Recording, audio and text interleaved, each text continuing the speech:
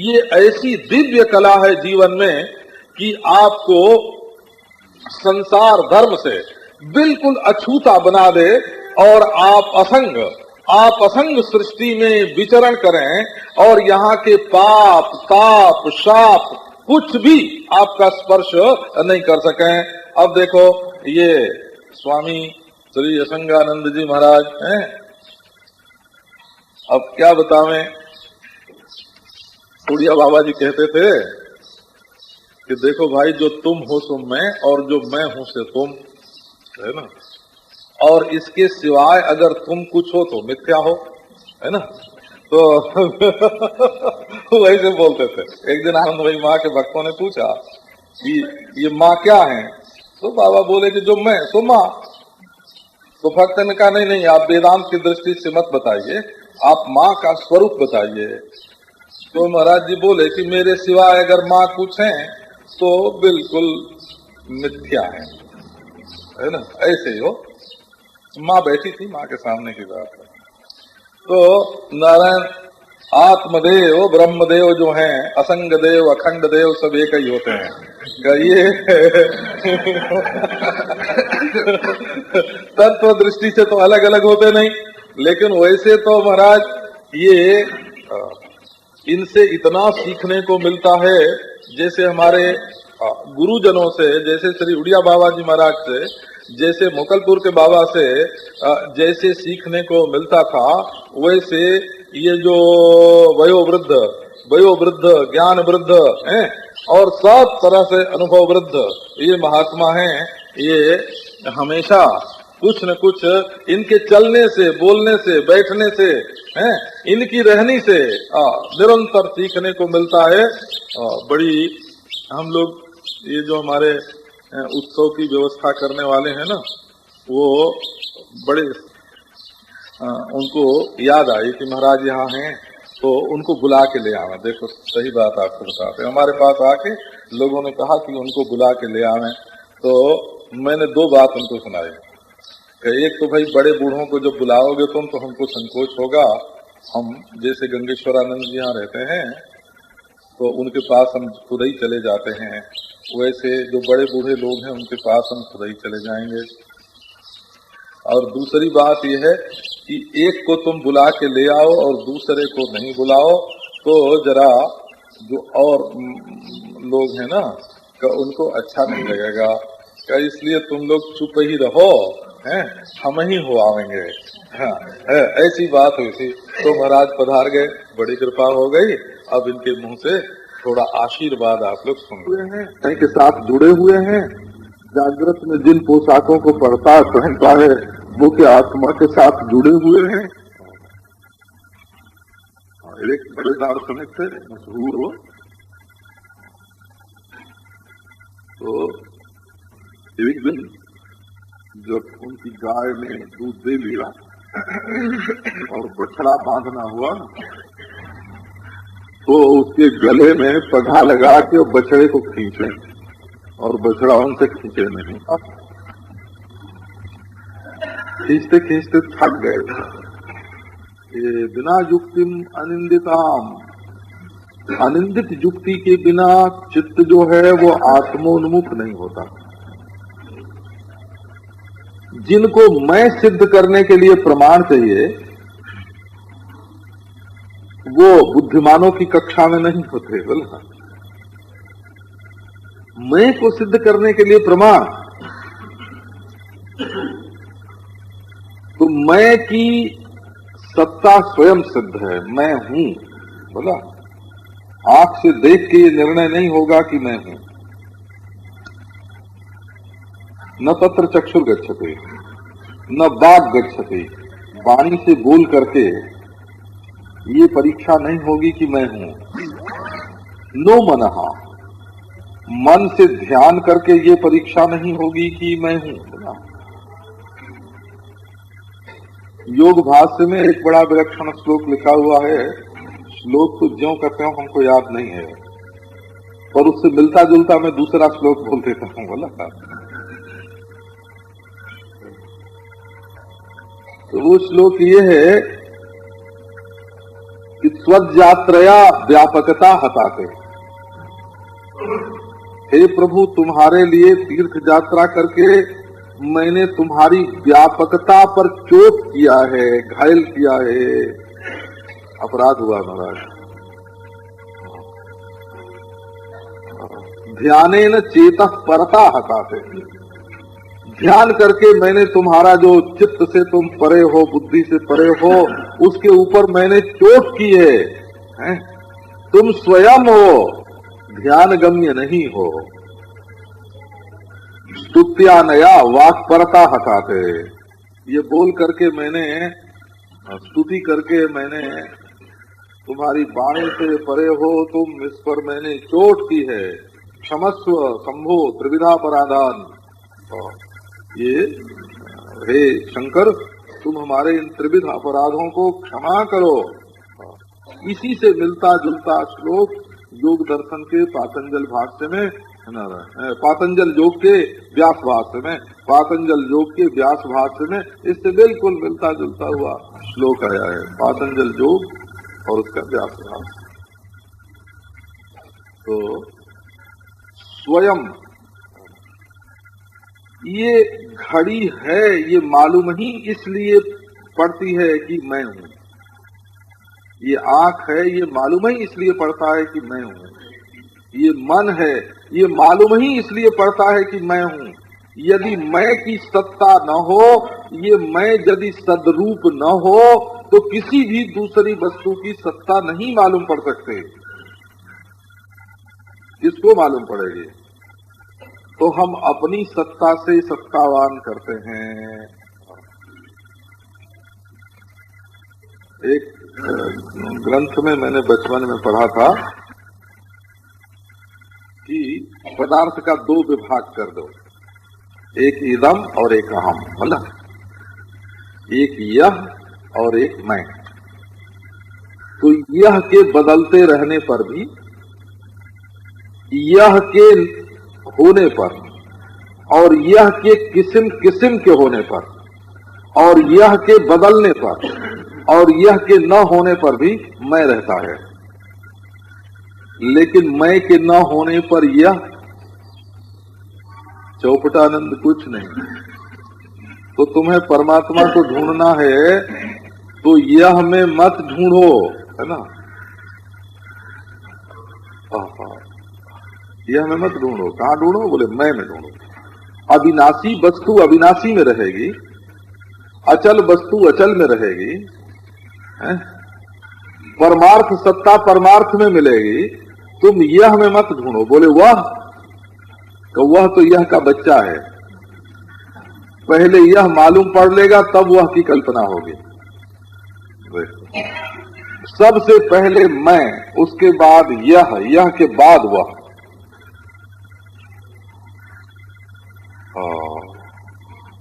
ये अन्य पुरुष जो है ना, अन्य पुरुष से निकट मध्यम पुरुष होता है और मध्यम पुरुष से निकट उत्तम पुरुष होता है। आप लोग ये तो जहां व्याकरण में जानते हैं ना, है? स गच्छते, त्वम गच्छसे, अहम गच्छामि। इसमें निकट कौन है? स दूर है, त्वम निकट है, मैं स्वयं है। और मैं के बिना न त्वम की प्रतीति होगी न स की प्रतीति होगी। इसलिए परमात्मा को ढूंढना है बाबा, है? तो परमात्मा को मैं में ढूंढो, मैं में। देखो, सह कौते, है? ठीक है, बहुवचन वाह वाह वाह हो गया ना, वाह वाह वाह, पूरब वाला वाह, पश्चिम वाला वाह, दक्षिण वाला वाह, ऊपर वाला वाह, नीचे वाला वाह, और तुम ये भी चलेगा। पर जरा मैं चलाओ, नहीं चलेगा।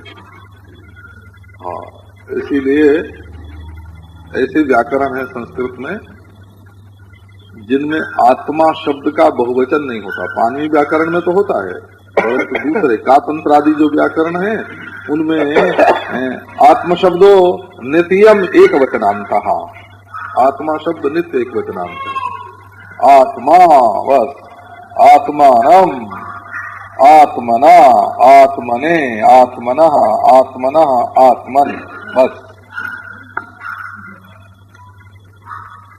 ये व्याकरण के देते हैं। क्या आपको सुना है विलक्षण? तो आप आंख से ढूंढने जाएंगे तो केवल रूप मिलेगा, परमार्थ नहीं मिलेगा। कान से ढूंढने जाएंगे तो केवल शब्द मिलेगा, परमार्थ नहीं मिलेगा। त्वचा से ढूंढने जाएंगे तो केवल स्पर्श मिलेगा, परमार्थ नहीं मिलेगा।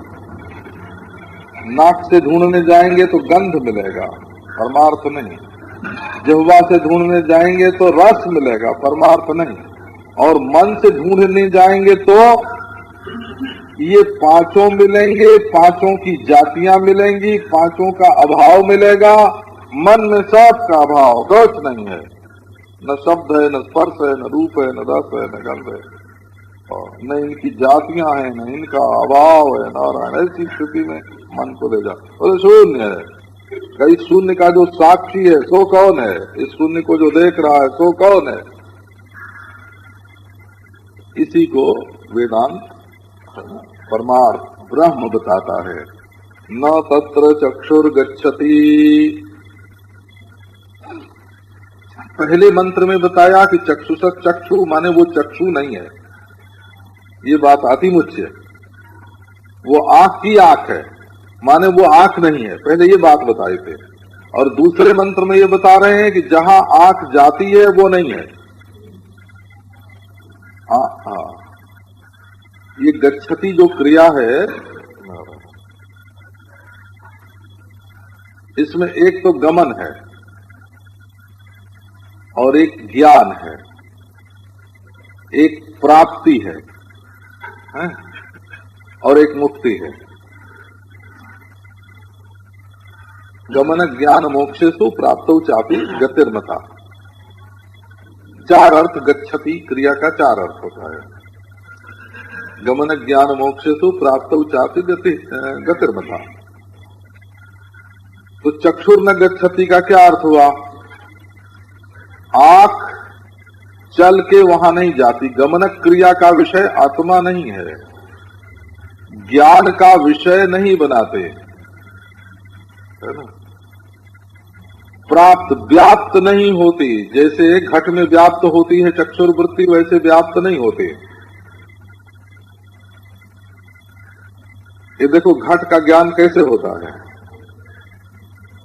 जब नेत्र द्वारा घट मनोदेश में पहुंचता है, ऐसे समझो कि जब नेत्र घड़े को उठाकर मन में पहुंचा देते हैं तब मन घटाकार हो जाता है।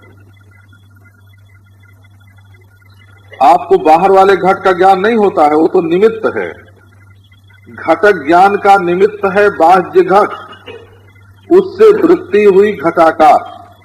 एक बार आप इस बात को ध्यान में बैठा लो, किसी भी वस्तु का जब ज्ञान होता है तब वृत्ति के तदाकार होने के बाद होता है, वृत्ति व्याप्ति के बाद होता है वो। शास्त्र में इसके लिए शब्द है वृत्ति व्याप्ति। अब देखो आपकी वृत्ति है घटाकार वृत्ति, माने वृत्तिस्थ घट, वैष्ठ घट नहीं, वृत्तिस्थ घट। तो वहां वृत्ति का प्रकाशक चैतन्य और घट का प्रकाशक चैतन्य एक है कि नहीं? वहां वृत्ति का अधिष्ठान चैतन्य और घट का अधिष्ठान चैतन्य एक है कि नहीं? तो ज्ञान कब होता है? जब वृत्ति और विषय दोनों का अधिष्ठान चैतन्य एक होता है।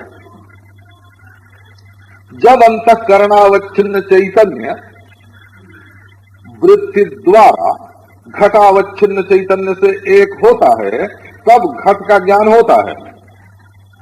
तो घटावच्छिन्न चैतन्य से एक कब होगा? जब घट और अंतःकरण एक हो जाएंगे, माने वृत्ति ही घटाकार हो जाएगी। जब वृत्ति घटाकार हो जाएगी तो जिस देश में वृत्ति है उसी देश में घट है। घट और वृत्ति का देश पृथक पृथक नहीं है, और दोनों का अधिष्ठान एक है और दोनों का प्रकाशक एक है। अब आप जरा ईश्वर के ज्ञान की बात लो बोला। ईश्वर का ज्ञान कब होगा? जब ईश्वराकार वृत्ति होगी, देश में परिपूर्ण, काल में परिपूर्ण और सर्व विषयक ज्ञान में परिपूर्ण जो सर्वज्ञ सर्वशक्तिमान चैतन्य है, तदाकार वृत्ति हुई। तो वृत्त्यवच्छिन्न चैतन्य और सर्वज्ञ सर्वशक्तिमत अवच्छिन्न चैतन्य दोनों एक होगा बोला। सर्वज्ञाकार वृत्ति जहां चित्त में हुई,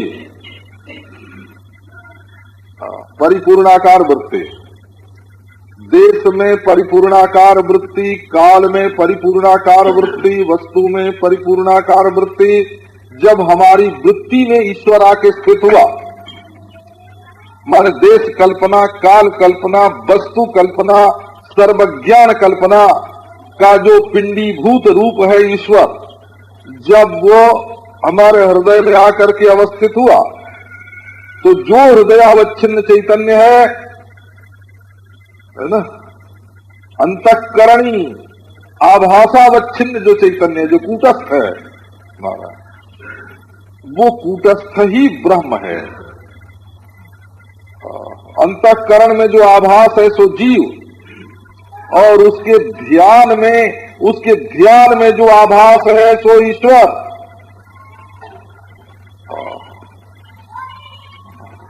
और अंतःकरणावच्छिन्न चैतन्य और ध्यान में भासते हुए ईश्वरावच्छिन्न चैतन्य, दोनों का ऐक्य जब होगा तब ईश्वर का ज्ञान होगा। माने जो जीव साक्षी है वही ईश्वर साक्षी है, जो जीवत्वावच्छिन्न है वही ईश्वरत्वावच्छिन्न है।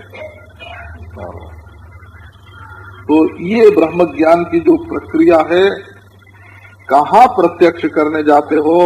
जब देह को मैं मानोगे तब आंख से प्रत्यक्ष करने जाओगे, कान से प्रत्यक्ष करने जाओगे। असल में ईश्वर को आंख से देखने की जो इच्छा है वो स्थूल सूक्ष्म देह तादात्म्य के कारण है। जब हम आंख में हैं तो आंख से ईश्वर चाहिए, जब हम मन में हैं तो मन में ईश्वर चाहिए, जब हम जीव रूप में हैं, अल्पज्ञ रूप में हैं तो सर्वज्ञ रूप में ईश्वर चाहिए, जब हम दीन रूप में हैं तब दयालु रूप में ईश्वर चाहिए, जब हम अल्प शक्ति रूप में हैं तब सर्वशक्ति रूप में ईश्वर चाहिए, और जब हम स्वयं शुद्ध रूप में हैं तो हमको शुद्ध रूप में ईश्वर चाहिए। और वही ईश्वर का जो शुद्ध रूप है वो बीच में कोई उपाधि न होने के कारण, अवच्छेदकावच्छिन्न न होने के कारण, बोला न वहां अवच्छेदक है और न अवच्छिन्न है।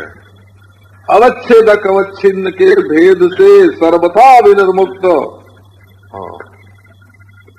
ये मायावच्छिन्न चैतन्य ईश्वर है, ये कूटस्थ ही है वो, है ना।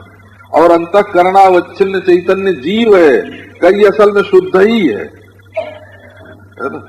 और अवच्छेदकत्व जो माया में और अंतःकरण में है, उस अवच्छेदकत्व को अपवादित कर दो, उसका अपवान कर दो, उसका बात कर दो, तो अवच्छेदकत्व और अवच्छिन्नत्व से सर्वथा विनिर्मुक्त अखंड चैतन्य कि ये ब्रह्म है, ये अपना स्वरूप है, ऐसा वेदांत का सिद्धांत है। तो न तत्र चक्षुर गच्छति न वाग गच्छति नो मनः। पहले ये बात बताई कि श्रोत्रादि का भी वो श्रोत्रादि आत्मभूत अधिष्ठान प्रकाशक है, आत्मरूप ब्रह्म, इसलिए उसमें आंख नहीं जाती है, क्योंकि अपने आप में जाना आना नहीं होता। इसको शास्त्र में कर्तृकर्म विरोध बोलते हैं। ये वेदांत के जो शब्द है ना वो भूल जाते हैं। कर्ता कर्म नहीं हो सकता, तो कर्ता ही कर्म नहीं जानते हैं। तो देखो, एक है चढ़ने वाला और एक है चढ़ा जाने वाला, दूसरे के कंधे पर आप चढ़ जाओगे, ये तो हो सकेगा ना। तो चढ़ने वाला चढ़ने की क्रिया का कर्ता हुआ, और जिस पर चढ़ा जाएगा वो चढ़ने की क्रिया का कर्म हुआ। लेकिन अगर कोई चाहे कि हम अपने ही कंधे पर चढ़ बैठे तो स्वयं चढ़ने वाला और स्वयं चढ़ा जाने वाला नहीं हो सकता। इसी प्रकार यदि कोई चाहे कि दृष्टि दृश्य हो जाए, दृष्टि दृश्य हो जाए, तो वो दृश्य कभी नहीं हो सकता। इसलिए देखने का क्या प्रश्न है? देखना नहीं, देखने का अपवाद करो, है ना। देखा जाने वाले को कहो कि तुम ईश्वर नहीं हो, और देखने वाली इंद्रिय को कहो कि तुम भी ईश्वर नहीं हो, और जो देखने वाला बना अभिमानी बैठा है उससे भी कहो कि तुम ईश्वर नहीं हो। और इन तीनों का जो साक्षी है, नारायण, इन तीनों का जो साक्षी है वो कौन है? तो बोले भाई इसी को तो श्रुति, श्रुति इसी को तो ब्रह्म बताती है। न बात गच्छति,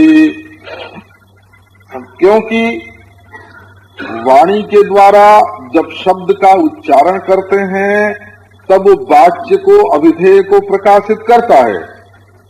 तब उस समय कहा जाता है कि वाक जो है वो अभिधेय के पास गई,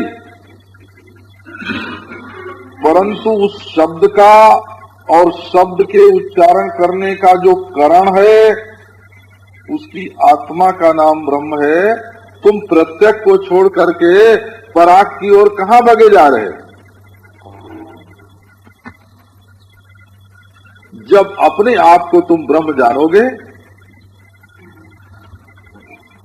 तो का बहिर्मुख होना, पराग में जाना है। वो परांचिखानी व्यतिरिक्त स्वयं हो। पराग, पराग को ही बोलते हैं पराग। जैसे प्र उपसर्ग है वैसे परा भी एक उपसर्ग है। परा भी तो उपसर्ग है ना, जैसे प्र है, प्र परा। तो ये क्या है? प्राक दिशा में वृत्तियों का जाना जो है ये पराक जाना है। सामने की ओर जो दिखाई पड़ा उसी पर टूट पड़े, इसका नाम प्राक है। प्राक है, पराक है। और प्रत्यक क्या है? कि प्रतीपम अंचति, यदि प्रत्यक, जो प्रतीप माने उल्टा। देखो बीच में है ये आंख, आंख का कोया है ना। इसके पीछे जैसे शीशे के भीतर बैठ करके कोई किसी को झांक रहा हो, है ना। एक बार कहीं अंग्रेजी दान लोगों की पार्टी थी, तो हमने कभी पार्टी देखी नहीं थी उस समय तक। ये सन 49-50 की बात है। ये बाबू लोग कैसे अपने पार्टी में खाते पीते चलते हैं, कभी देखी नहीं थी। तो हमको पदमपत सिंघानिया ने कहा कि चलो आज आपको दिखावें। मैंने कहा हम कैसे देखेंगे? तो बोले कि देखो पार्टी तो हमारे घर में है, वो रिट्रीट उनका बगीचा है, आपको हम शीशे वाले कमरे में बैठा देंगे और उसमें रोशनी नहीं रखेंगे, और आप बाहर रोशनी में क्या हो रहा है उसको सब देखते रहना।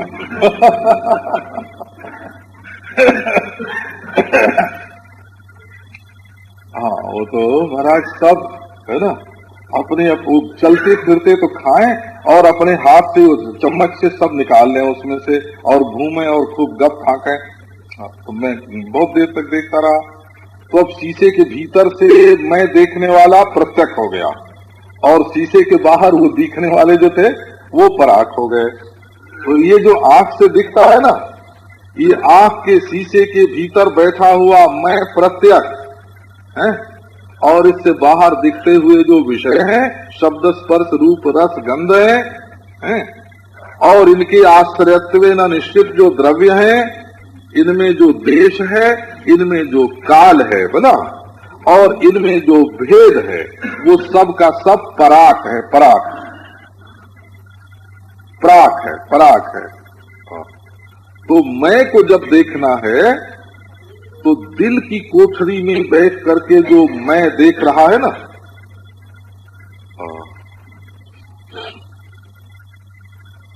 नए की ओर जाना पड़ता है, तो वहां चक्षुष की गति नहीं है। न वो चक्षु का विषय है, न वो चक्षुर इंद्रिय है।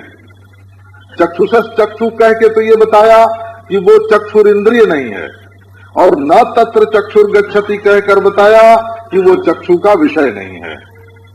न वो विषय ग्राम है और न इंद्रिय ग्राम है, और है अपना आपा। अच्छा, वाणी से जब किसी का उच्चारण करते हैं तो वाणी भी उच्चारण करती है कायदे से, इसका भी एक व्याकरण होता है। ये नहीं समझ लेना कि वाणी चाहे जिस चीज को चाहे जैसे बता दे। शब्दों की जाति होती है, वो शब्दों की किस्म होती है, शब्दों के प्रकार होते हैं।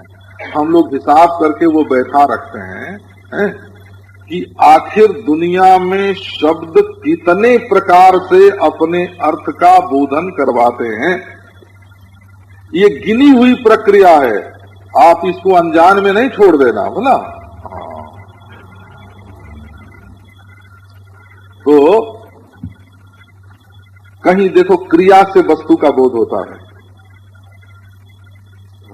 किसी को आप बतावेंगे कि ये ड्राइवर है, माने मोटर चलाने वाला है।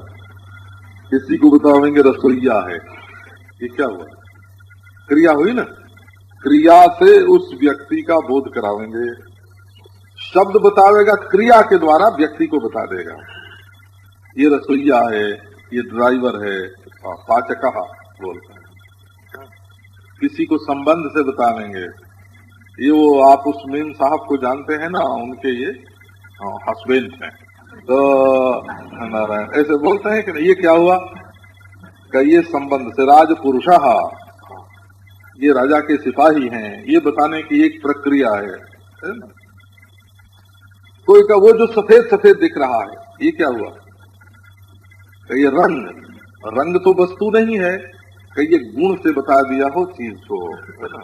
तो क्रिया से बताना, जाति से बताना, गुण से बताना, है संबंध से बताना, जाति से बता देना कि वो देखो वो पशु है ना, वो हरेन है, जाति से वो हरेन है, वो भैंस है, वो गाय है, गोत्र आदि जाति के द्वारा बता देना। किसी का रूढ़ी का नाम, रूढ़ी से भी किसी कोई बात समझाई जाती है, ये अ है, ये ब है, ये स है, ऐसे कल्पना होती है। तो क्रिया से, गुण से, जाति से, संबंध से, रूढ़ी से, ऐसे शब्द जो हैं वो वस्तु को समझाते हैं। तो वाणी केवल उतनी ही चीजों को समझा सकती है, कहीं अभिधा वृत्ति से समझाती है, कहीं व्यंजना वृत्ति से समझाती है। बोला, व्यंजना को कोई वृत्ति मानते हैं, कोई नहीं मानते हैं। कहीं कोई लक्षणा को कोई वृत्ति मानते हैं, कोई नहीं मानते हैं। कहीं लक्षणा से समझाती है। तो अब ये जो परब्रह्म परमात्मा है, उसको कैसे समझावेंगे? वो ड्राइवर है कि रसोईया है? क्रिया के द्वारा उसको नहीं समझा सकते, पर क्रिया के द्वारा भी समझाने की पद्धति है। बोला, क्रिया है नहीं ब्रह्म में, पर क्रिया के द्वारा समझाते हैं। कैसे? सृष्टि कर्तृत्व आदि का उस पर अध्यारोप करते हैं और फिर बाद में उसका अपवाद कर देते हैं।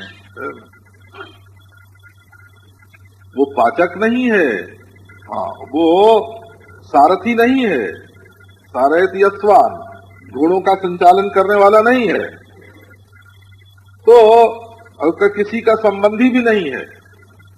यहाँ तक कि व्यापक भाव संबंध भी नहीं है उसमें।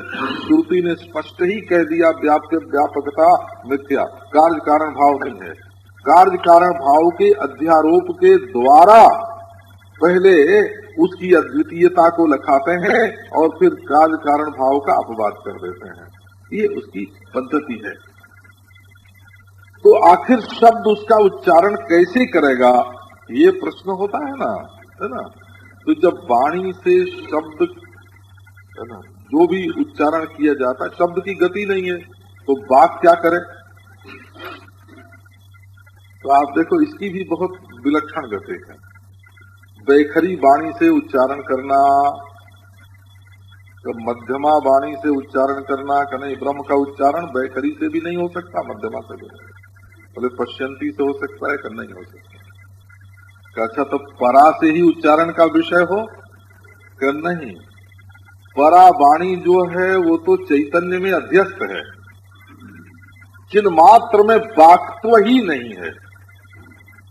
तो जहां वाक का ही अपवाद है ना, तो असल में वाक का अध्यारोप करके ये परा पश्यंती मध्यमा बैखरी का अध्यारोप करके फिर इसका अपवाद कर देते हैं।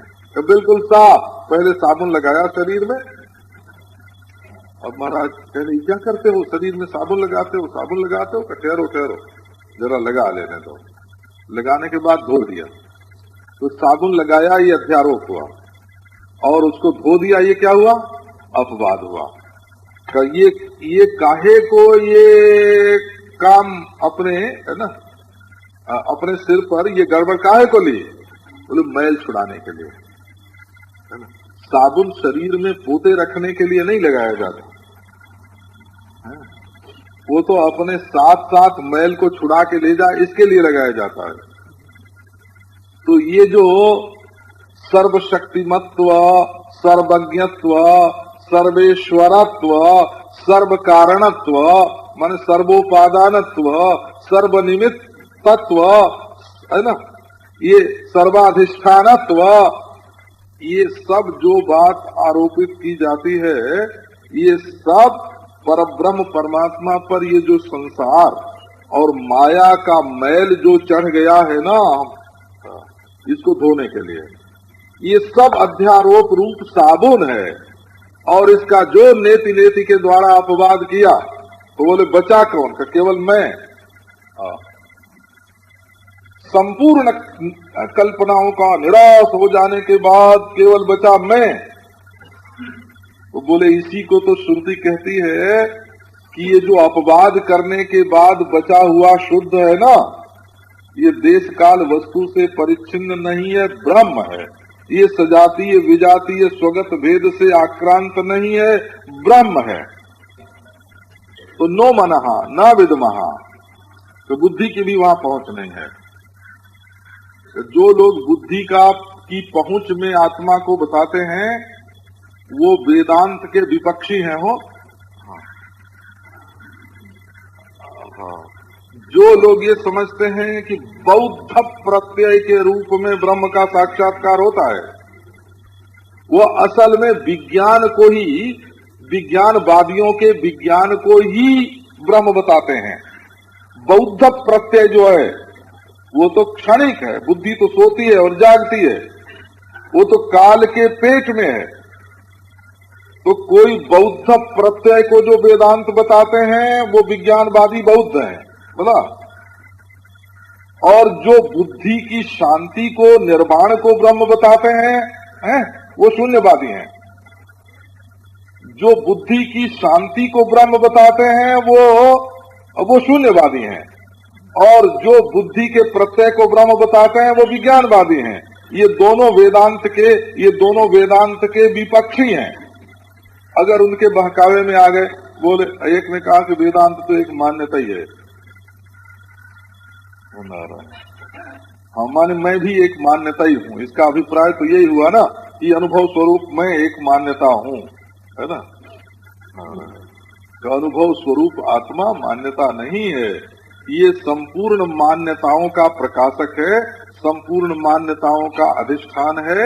मान्यताएं इसमें आरोपित हैं। इन सब मान्यताओं का अपवाद हो जाने के बाद तब त्वम पदार्थ का शोधन होता है, त्वम पदार्थ का शोधन होता है। और न बिजानी महा यथा एतत् अनुशिष्यात्। तो बाबा हमको तो पता भी नहीं है कि इसकी शिक्षा किस प्रकार देनी चाहिए। माने मैं हूं तो सही, मैं स्वयं हूं, परंतु तुम्हारी भ्रांतियों का पता लगा करके इसको कैसे सिखाऊं, मैं किस जाति वाचक शब्द से, क्रियावाचक शब्द से, या गुणवाचक शब्द से, या रूढ़ी से, या संबंध से मैं तुमको समझाऊं, कैसे इसका अनुशासन करूं, कैसे इसकी अनुशिक्षा दूं।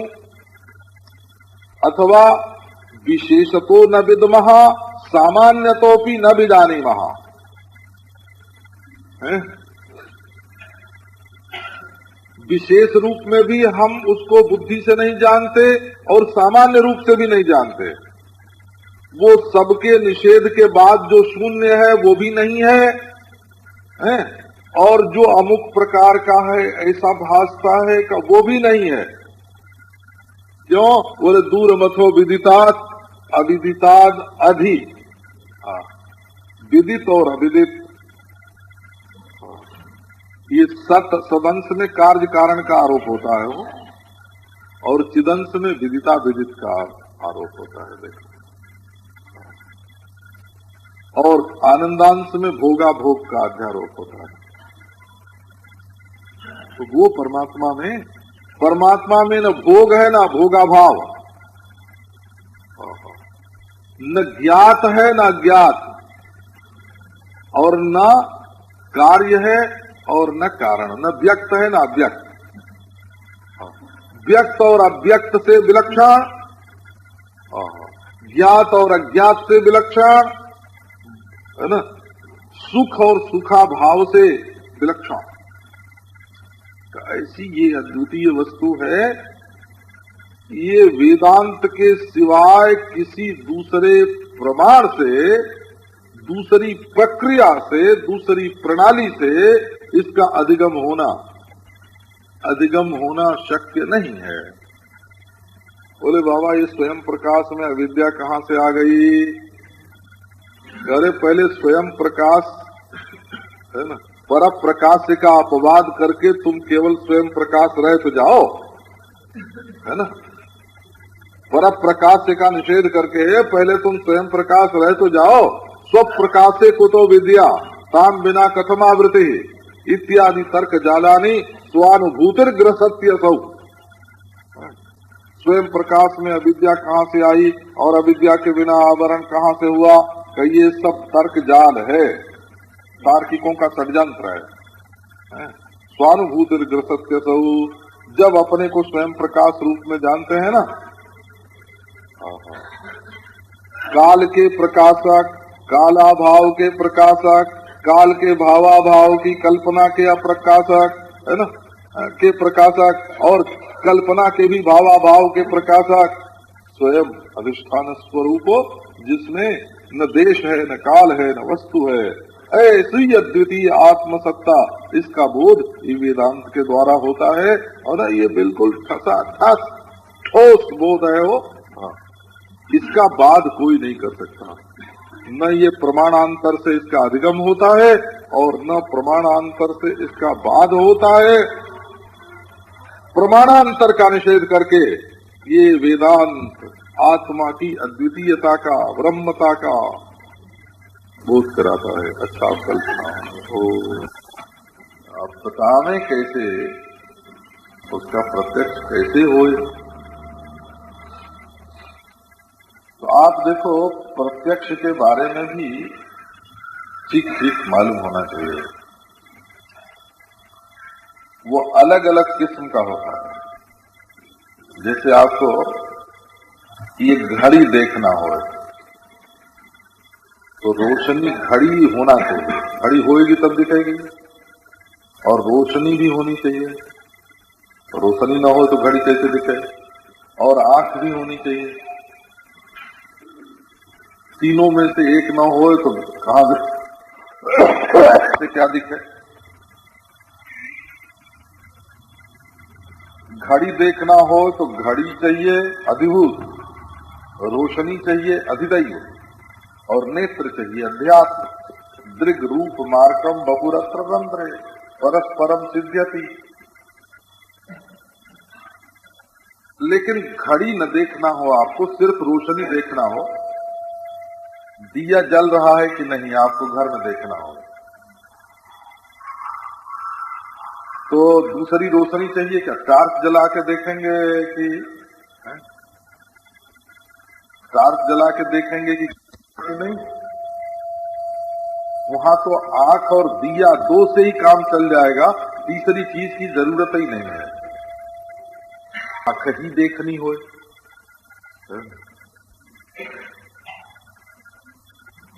तो न तो घड़ी चाहिए और न तो रोशनी चाहिए। आंख तो तुम्ही को मालूम पड़ जाएगी ना कि है कि नहीं है। किसी की आंख नहीं है तो उसी को मालूम पड़ता है कि आंख नहीं है, और किसी को आंख है तो उसी को मालूम पड़ता है कि आंख है। आंख है कि नहीं ये निर्णय देने के लिए न टार्च की जरूरत है न घड़ी की जरूरत है। अच्छा, तो अपने को देखने के लिए कि मैं हूं कि नहीं किसकी जरूरत है?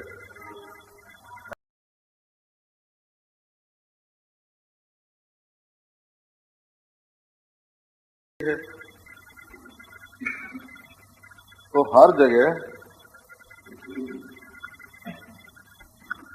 हर चीज अगर बाहर हो तो उसको देखने के लिए रोशनी की और आंख की जरूरत पड़ती है, और चीज अगर बाहर न हो तो उसको देखने के लिए नारायण तो न तत्र चक्षुर गच्छति। अब आगे ये देखो, आगे आवेगा कि वहां चक्षु नहीं जाती। यत् चक्षुषा न पश्यति येन चक्षुंसी पश्यति। आंख जिससे दिखती है, तो इसमें भी गड़बड़ाना मत। बोले आंख तो शीशे में दिखती है, तो ये शीशे में तो आंख की परछाई दिखती है, तो बोले फिर वो परछाई ब्रह्म है।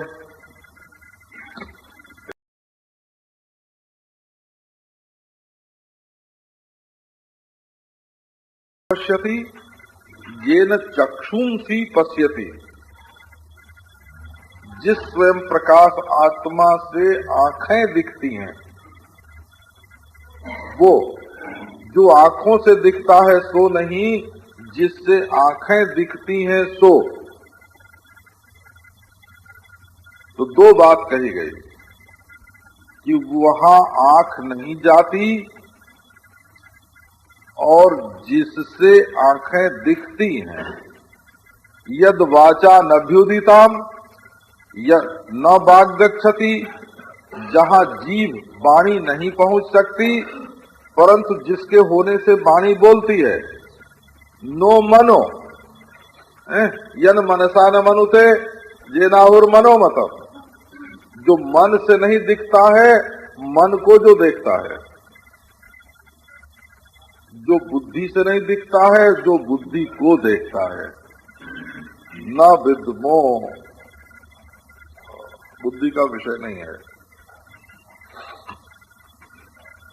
करण के द्वारा, करण माने औजार के द्वारा नहीं दिखता है, औजार जिसके द्वारा दिखता है। इसको वेदांत की प्रक्रिया में ऐसे बोलते हैं कि हमें दो तरह की चीजें दिखाई पड़ती हैं। एक तो अहंकार भास से होती हैं, हम भास से, आभास भास से, और एक कूटस्थ भास से होती हैं, साक्षी भास से होती हैं। तो दोनों में क्या फर्क है? एक चीज को देखने के बाद ये मालूम पड़ता है कि मैंने देख लिया, फल होता है वो फल। जैसे घड़ी है, तो क्या हुआ, कुछ नेत्र ज्योति और कुछ घड़ी ज्योति, घटी ज्योति। ये आभासवाद को त्रिसत्तावाद बोलते हैं। इसमें तीन सत्ता स्वीकार की जाती है। एक घड़ी है, एक देखने के लिए औजार आंख है, एक देखने वाला प्रमाता चैतन्य है। ये तीन बात होती है, इसको त्रिसत्तावाद बोलते हैं। देखने वाला अहम, देखने का औजार और देखने वाली चीज। दिखने वाली चीज, देखने वाला देखने का औजार और देखने वाला, 3 चीज होती है। अब देखो सपने में बदल जाता है, मामला ही बदल जाता है। मनोराज्य में मामला ही बदल जाता है। और सुषुप्ति में, सुषुप्ति में देखो एक कूटस्थ है, साक्षी है, देख रहा है।